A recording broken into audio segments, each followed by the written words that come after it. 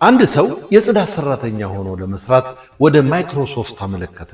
ስራ አስኪያጁ ኢንተርቪው ሲያደርገው ከቆየ በኋላ ለስራው ተቀባይነት አግኝተሃል፣ ስለዚህ የስራ ስምሪት ውሉን እንድንልክልህ ኢሜይልህን ስጠኝ ይለዋል።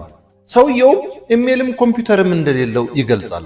ማናጀሩም ኢሜይል የለህም ማለት በእኛ ሲስተም ውስጥ የለህም ማለት ነው፣ ይህ ለእኛ ንግድ አስፈላጊ ስለሆነ ለእኛ መስራት አትችልም በማለት ያሰናብተዋል።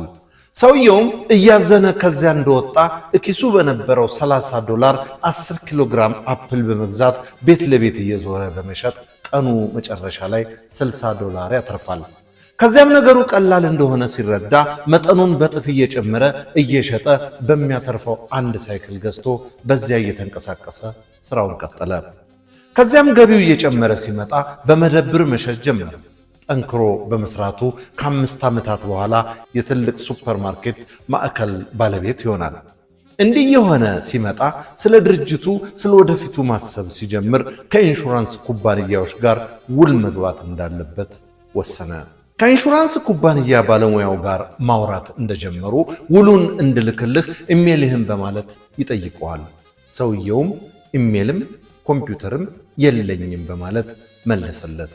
የኢንሹራንስ ባለሙያውን በመደነቅ በ5 ዓመት ውስጥ ትልቅ የምግብ መደብር አቋቁመህ ኢሜይል የለህም?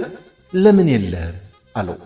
እሱም መለሰ፣ ከ5 ዓመታት በፊት ኢሜይል ቢኖረኝ አሁን ድርጅት ውስጥ ጽዳት ሰራተኛ እሆን ነበር አለው። አንዳንድ ነገሮች ያልተሳኩት በምክንያት ነው።